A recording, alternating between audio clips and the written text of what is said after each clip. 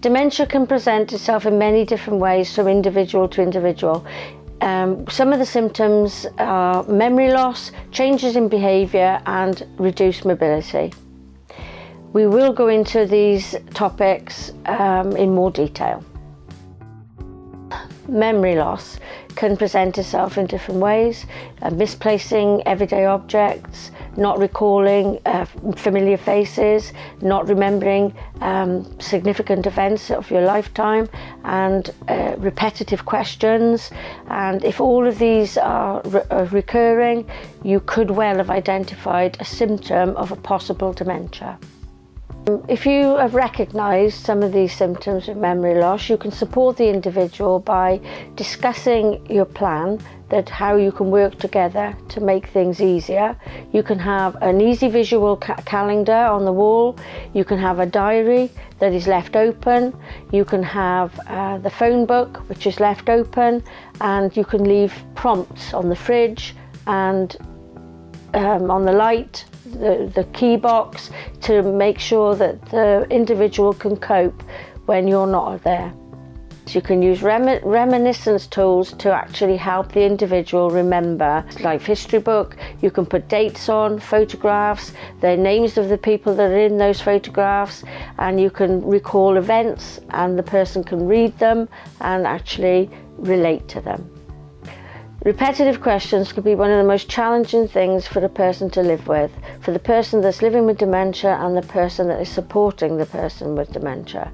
And the easiest thing to do is answer the questions and create reference points so that the person can refer to, that will help them feel settled and maintaining their respect and their dignity, and you're avoiding confrontation. You may notice a difference in the behaviours. This could be an altered perception of time. It could be a decline in the cleanliness of the home and their personal hygiene. It could be the mood. It could be they would become sullen and withdrawn. They may leave the cooker on, and that could be a health and safety risk to the people they live with and themselves. And these things could be linked to their memory loss. Another behaviour that can be challenging is when a person with dementia is deemed to be wandering, and actually they're not wandering, they are going somewhere with intent. You may help them with asking them if they want a drink, asking them if they want the toilet, asking them if they would like something to eat, and then perhaps you can diffuse the situation and you can then perhaps get them to bed or go into the sitting room or whatever you want them to be doing. If a person has problems with their personal hygiene or a decline in the cleanliness of their home, I think perhaps the best way to go about it is giving them prompts and supporting them to get through it.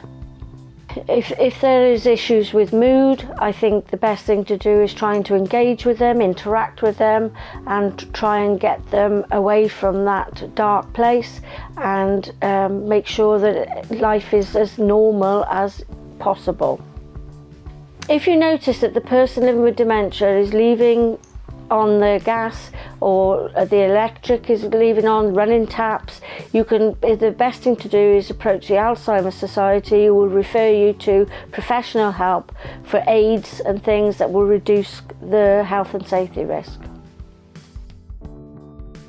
So if you've noticed an issue with mobility, it could be a balance problem, it could be something to do with their vision, it could be they have illness and infection, and it could be a problem with strength. If somebody does have a problem with their balance, it is important that you make sure that aids are available, like a walking stick or a walking frame, and to make sure that all the trip hazards are removed from the environment to reduce the risk of any falls. If someone has vision issues, you must make sure that you make use of all natural light and ensure that they have regular eye tests and they do wear their prescribed glasses.